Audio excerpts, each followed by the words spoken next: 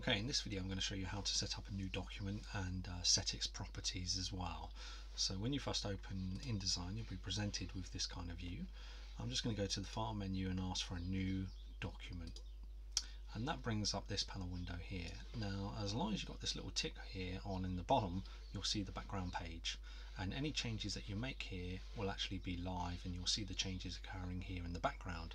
So it's important to make sure you've got that preview tick on so that you can see what you're doing. Now, this bottom section here stays the same regardless of what the intent is that we choose. So things such as columns, gutter, margins, bleed and slug, they don't change even though you're going to change the intent. But the intent is really important. So you need to decide whether you're going to be producing a document which is for printing, in which case you'll leave it as this intent for print, and it will be based on paper sizes such as A4, A5, letter, that kind of thing, and it'll be working in millimeters. Or you could change the intent for web, so that's if you're going to be producing something for a web page, and then you get pixel dimensions suitable for screen resolutions.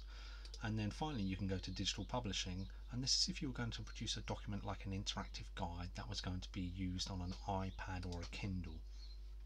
So when you switch to digital publishing, what you'll see here is that you have let's switch that to digital publishing. When you go here to your iPad setting, you can choose iPhone, Kindle, that kind of thing, and again it's working in pixels. For the moment I'm just going to set it up into print and show you how that works. Number of pages is how many pages you want to have in your document in total.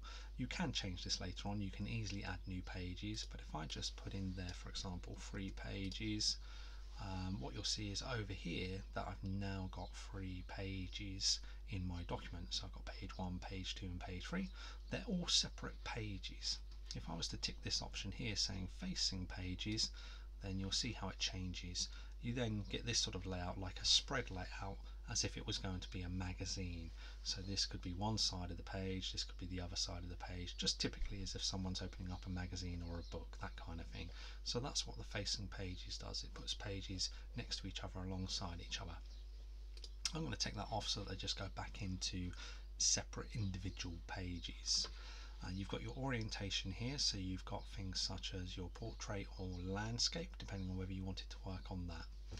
Primary text frame, sometimes that might be ticked on by default. I'm going to make sure that that is off.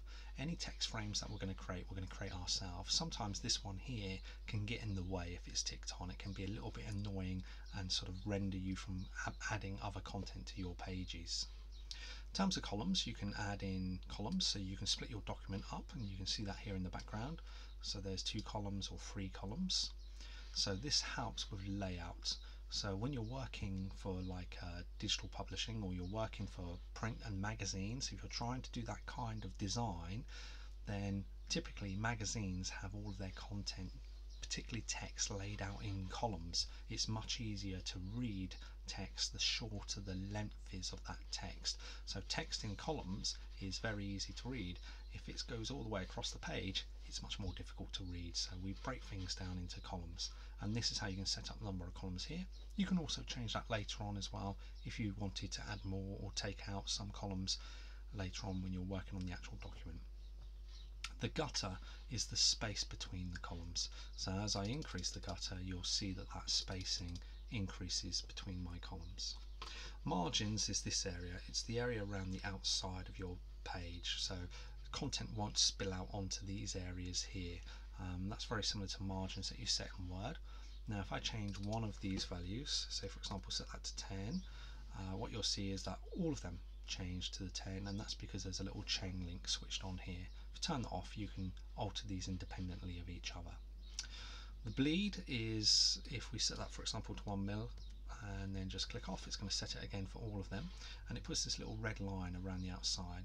Now what the bleed is doing is if you're going to place a full screen image, so an image that will go all the way across the whole of the page from side to side, when it goes off to the printer, your document, it will be trimmed. The paper will be cut and trimmed, and what would normally happen is you might lose the edge of your image. So what you can do is you can stretch your image out to this bleed area, and it's the bleed area where the cutting of the paper will occur. So you won't end up with any kind of cuts or crops on your image actually on the page. Slug, if I just set that to 5 on this one at the top, what that's going to do, you can't really see it, but up here it's put a blue box area up the top here, and that might be an area where you could write some instructions to the printer, for example. So they're not actually going to be printed out, they're not part of your document, but there might be like little bits of instructions that you want the printer to be able to see.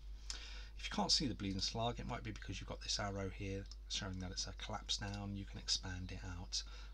Don't normally play around with these settings. There's no need for those to be on there. So I'm just going to set those back to 0. And then to create my document, I'm just going to click OK and make my document.